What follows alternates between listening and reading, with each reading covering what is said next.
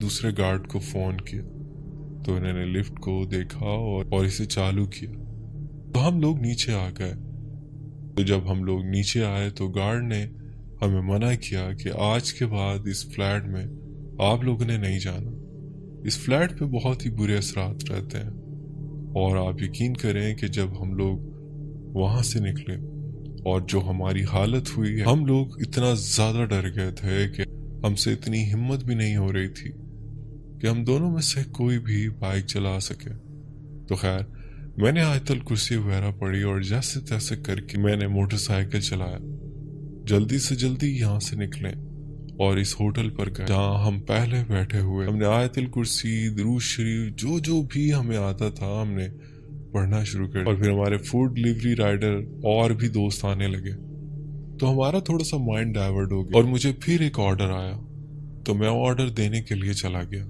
जबकि मेरे दोस्त को इस फ्लैट के आसपास किसी जगह का ऑर्डर आया तो मेरा दोस्त जैसे ही वो ऑर्डर देने गया, वो घर उसी फ्लैट के सामने था। वो कहता है कि जब मेरी नज़र फ्लैट पर पड़ी तो वो एक लंबी सी गर्दन वाली आंटी मुझे देख रही थी और इसकी आंखें चमक रही थी।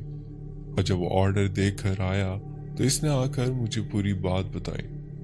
तो मैंने इससे कहा कि आज के बाद इस तरफ का कोई भी ऑर्डर तू नहीं जाना। तो हम लोग अपने ऑर्डर वगैरह से फ्री होकर उसी जगह पर बैठा करते हैं। तो मैंने अपने बाकी दोस्तों को भी बताया कि उस फ्लैट से आप लोगों ने दूर रहना, कोई भी ना जाए वहाँ। ये थी मेरी स्टोरी। अगर आपको अच्छी लगे अपने लिसनर्स के साथ शेयर करिएगा। बहुत शुक्रिया, आपने अपनी स्टोरी हमसे शेयर की। बढ़ते हैं एक और स्टोरी की तरफ। अस्सलाम वालेकुम अदनान भाई, कैसे हैं आप? उम्मीद है आप खैरियत से होंगे। भाई ये जो हादसा मेरे साथ हुआ था इसको मैं हादसा ही कहूँगा। ये स्टोरी नहीं है मेरे लिए।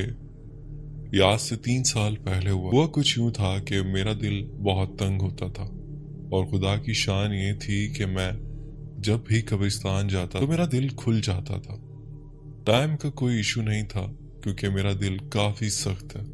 अक्सर मैं आधी रात को निकल जाता। मैं रातों को बहुत दफा कब्रिस्तान और मैंने इन चीजों को बहुत करीब से देखा, महसूस किया। लेकिन उन दिनों मेरे बड़े भाई का इंतकाल हो गया था, अल्लाह इन्हें जन्नत नसीब करे। मैं कराची लियारी का रहने वाला। इस टाइम मेरे भाई के इंतकाल को 15 से 20 दिन ही हुए थे। मेरे पहले भी जब दिल तंग होता था तो मैं अक्सर रात को 12 बजे बाइक स्टार्ट करके कब्रिस्तान चला जाता। मोबाइल में घर पर ही रख के चला जाता। तो इस दिन भी ऐसा ही हुआ। एक तो भाई की बहुत ज्यादा याद आ रही थी, ऊपर से दिल बहुत तंग हो गया मेरा। मैं छत पर टहल रहा था, मैंने तिलावत भी की लेकिन फिर भी गुजारा नहीं हुआ। मैं नीचे आया, बाइक स्टार्ट की और निकल गया। तो जो कराची में रहते हैं इनको पता होगा कि ये जो माचकोट वाली साइड पर जो कब्रिस्तान है, बाकी तो काफी मशहूर कब्रिस्तान है कराची में, लेकिन बहुत सारे लोगों के प्राइवेट कब्रिस्तान है। जैसे कि हमारा प्राइवेट कब्रिस्तान अक्सर स्पार्को वाले रोड पर होते हैं। स्पार्को वाली रोड पर जब आप माचकोट वाली साइड से हक चौक के मेन रोड पर होते हैं, बल्दिया मेमन से काफी पहले उल्टे हाथ पर एक टर्न आता है। वो रोड सीधा स्पार्को की तरफ गया हुआ है। तो इस रोड पर हमारा कब्रिस्तान है। रात के तकरीबन 11 बजे का टाइम था। मैं गया और अपने कब्रिस्तान का गेट खोला और रास्ते में कोई ऐसा मसला नहीं हुआ, हालांकि बहुत सुनसान एरिया था। और जिस तरह से मैं आम जाता रहता हूँ, इस रात भी मैं वैसे ही चला गया। और जब मैं वहां पर गया, बाइक पार की, तो हमारे कब्रिस्तान में वहां पर एक छोटा सा कमरा है जिसमें अक्सर सामान वगैरह रखा हो। तो जो हमारे कब्रिस्तान की देखभाल करता है वो भी रात को 9-10 बजे चला जाता। इसका घर करीब नहीं है और हमारे कब्रिस्तान पर कोई ताला वगैरह भी नहीं लगा। तो खैर मैंने बाइक खड़ी की और इस कमरे में गया। मैंने वहां पर अपने लिए स्पेशल एक तकिया रखा हुआ। तो जब मैं अक्सर रात को कब्रिस्तान जाता तो अपने बड़े भाई की कब्र पर इसके सर के साथ, या इससे पहले जब मैं जाता था तो मेरे एक मामू जान है जो मुझे जान से प्यारे हैं, मैं इनकी कब्र के साथ तकिया रखकर और एक छोटी सी चादर मैंने रखी हुई थी, वो बिछा कर मैं सो जाता। सुनने में बहुत अजीब लगेगा सबको, पर यह सच था। अदनान भाई, उस रात कुछ यूं हुआ कि मैंने अपने बड़े भाई की कब्र पर फातिहा पढ़ी اور پھر میں وہاں پر بیٹھ گیا۔ رات کے ٹائم قبرستان کا جو ماحول ہوتا ہے وہ بہت ہی عجیب ہوتا ہے، بہت زیادہ سناٹا، وہاں پر ایسی خاموشی کہ آپ کا دماغ کام کرنا چھوڑ دے۔ اور اس سائٹ پر تو ویسے بھی گاڑیاں اتنی زیادہ آتی جاتی نہیں، تو میں نے اس رات بھی ایسا ہی کیا۔ میں نے اپنے لیے بستر بچھایا اور میں وہاں پر سر رکھ کے سو گیا۔ میں اکثر وہاں پر سوتا رہتا تھا، یہ پہلی بار نہیں تھا۔ میں جیسے ہی قبرستان میں جاتا تھا تو میرا دل کھل سا جاتا تھا۔ میں نے کافی علاج کروایا، کافی عالموں کے پاس گیا، لیکن مجھے کوئی فرق نہیں پڑتا تھا۔ جب میں وہاں پر سو گیا تو مجھے نیند میں بہت تیز تیز آوازیں آنے، حق اللہ، یا مجھے ایسا لگ رہا تھا جیسے کوئی بندہ آوازیں دے۔ ان آوازوں میں اللہ کا نام تھا۔ میں اٹھا اور ٹائم دیکھا تو رات کا 1 بج رہا۔ میں نے کہا کہ رات کے 1 بجے آوازیں، وہ بھی قبرستان، اس سناٹے میں یہ کہاں سے آ رہی ہیں؟ میرے اندر ایک بہت ہی عجیب سی چیز ہے کہ جب مجھے کوئی چیز محسوس ہو جائے تو مجھے الجھن ہوتی ہے، اور میرا دل کرتا ہے کہ مجھے اس کا پتہ لگانا ہے کہ یہ کیا چیز ہے۔ مجھے بہت بے چینی سی ہوتی ہے۔ میں اٹھا اور وہاں سے باہر کی طرف جانے لگا۔ میں نے جا کر اپنے قبرستان کا گیٹ کھولا تو ہمارے قبرستان کے سامنے ایک دوسرا قبرستان، اب اس قبرستان میں گیٹ لگا ہوا ہے اور پراپر تالا وغیرہ ہے۔ جب میں نے وہاں پر کان لگا کر سنا تو وہ آواز اسی قبرستان سے آ رہی۔ جب میں نے وہ آواز سنی تو میرے دماغ میں یہ تھا کہ بس مجھے دیکھنا ہے۔ میں نے کہا کہ مجھے کچھ بھی کر کے یہ دیکھ، رات کے اس پہر یہ آواز کس کی آ رہی؟ جیسا کہ آپ کو پتا ہے کہ قبرستان کی دیواریں کافی چھوٹی ہو، خیر میں نے دیوار پھلانگی اور اندر چلا۔ وہ قبرستان اچھا خاصا بڑا تھا۔ میں نے دیکھا اس قبرستان کی آخری کونے میں ایک آدمی بیٹھا ہوا ہے۔ میں دور سے اس کو دیکھ رہا ہوں، اس نے آنکھ لگائی ہوئی۔ عدنان بھائی، جب میں اس سے 7-8 فٹ کے فاصلے پر گیا ہوں، جب میں نے اس کو قریب سے دیکھا تو وہ بالکل ہی سیاہ شکل کا آدمی، لال لال اس کی آنکھیں اور یہ بڑے بڑے عجیب طرح کی غلاظت ٹپک رہے۔ میں بتا نہیں سکتا کہ وہ کیسی شکل تھی۔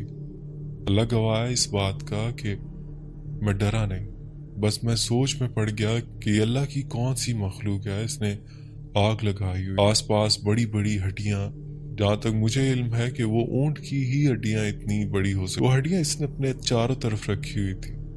جب میں اس کے پاس گیا تو میں نے اس کو آواز لگائی، کیونکہ میرے دل میں بے چینی تھی معلوم کرنے کے لیے کہ یہ کیا ہے۔ تو میں نے اس کو آواز، بابا جی آپ یہاں کیا کر رہے ہیں؟ اب اس نے جیسے ہی میری آواز سنی تو اس نے اپنا چلا رو، جب اس نے میری طرف دیکھا تو آپ یقین کریں کہ وہ جو شکل تھی وہ بہت ہی عجیب و غریب، تو کھڑا نہیں ہوا، بس مسلسل میری طرف دیکھ رہا۔ میں نے اس دن وائٹ سوٹ پہنا ہوا تھا۔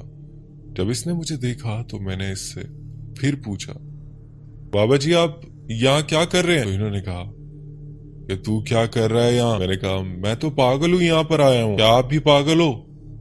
تو اس نے کہا جا بچہ جا، اپنا کام کر، ان لوگوں کے کاموں میں دخل اندازی مت کر، ان لوگوں کا کام تمہیں پتہ نہیں ہے۔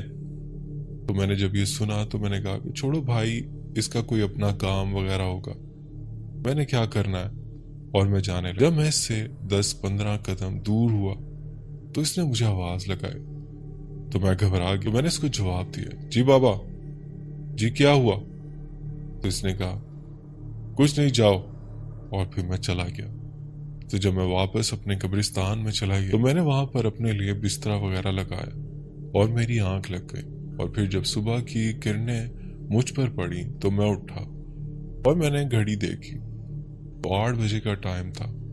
تو جب میں صبح اٹھا تو میں نے سوچا کہ رات کا جو واقعہ تھا وہ ایک خواب۔ میں جانے لگا تو دل میں پھر سے ایک وہم آیا کہ اس جگہ جا کر دیکھوں تو، اور میں پھر جب دیوار پھلانگ کر گیا تو اس جگہ پہنچا تو نہ وہاں پر آگ کی کوئی راکھ تھی اور نہ کچھ اور، وہ جگہ ایسے صاف تھی جیسے وہاں پر کچھ ہوا ہی نہیں، حالانکہ زمین پر اچھی خاصی آگ جل رہی تھی۔ آپ کو اس بات کا اچھی طرح سے علم ہے کہ آگ اپنی چھاپ چھوڑ جاتی ہے، لیکن جب میں گیا ہوں تو وہاں پر کچھ بھی نہیں۔ واپس آیا اور جو اس کے بعد جو قبرستان کی دیکھ بھال کرتا ہے وہ میرے پاس آیا، اس نے کہا کہ آغا صاحب آپ یہاں کیا کر رہے ہیں؟ تو میں نے کہا کہ میں تو اکثر یہاں آتا رہتا ہوں۔ اس نے کہا آپ آتے تو رہتے ہیں لیکن اس قبرستان میں کیا کر رہے ہیں؟ تو میں نے اس کو سارا واقعہ بتایا۔ تو اس نے مجھے کہا کہ اللہ کے بندے آپ کیوں ہر معاملات میں ٹانگ اڑاتے ہو؟ تو خیر وہاں سے واپس گھر آ گیا۔ تو میں نے یہ قصہ اپنے ایک دوست سے شیئر کیا۔ اس نے کہا کہ تم کسی عامل وغیرہ سے ملو، خدا نہ خواستہ تمہارے لیے کوئی مسئلہ نہ بن جائے۔ حالانکہ مجھے کچھ ہوا نہیں تھا، نہ ہی مجھے بخار تھا۔ تو پھر میں نے ایک عامل سے رابطہ، وہ ہمارے گھر سے تھوڑا دور ہی، کو اپنا سارا واقعہ سنا۔ انہوں نے مجھے کہا کہ دیکھو بیٹا 3 باتیں۔ میں نے کہا کہ جی۔ انہوں نے کہا یا تو تم بہت بڑے بیوقوف ہو، یا تم بہت ہوشیار ہو، یا پھر بہت بہادر۔ تو میں نے کہا کہ کیسے؟ تو کہتے ہیں بیوقوف جب تمہیں وہ مخلوق دکھائی دی تھی تو تمہیں کیا ضرورت تھی اس سے بات کرنے کی اس بارے میں؟ تم بیوقوف۔ میں نے کہا کہ ٹھیک ہے۔ انہوں نے کہا کہ ہوشیار اس لیے جب تم گئے ہو اور بات کی ہے تو نہ ڈر ہو کر کی، گھبرائے نہیں ہو۔ لیکن اس طرح کی جو مخلوق ہوتی ہے، ایسے بندے جو ڈرتے ہیں، ان پر قبضہ کر لیتی ہے۔ تو میں نے کہا بابا جی تیسری بات کا کیا مطلب ہے؟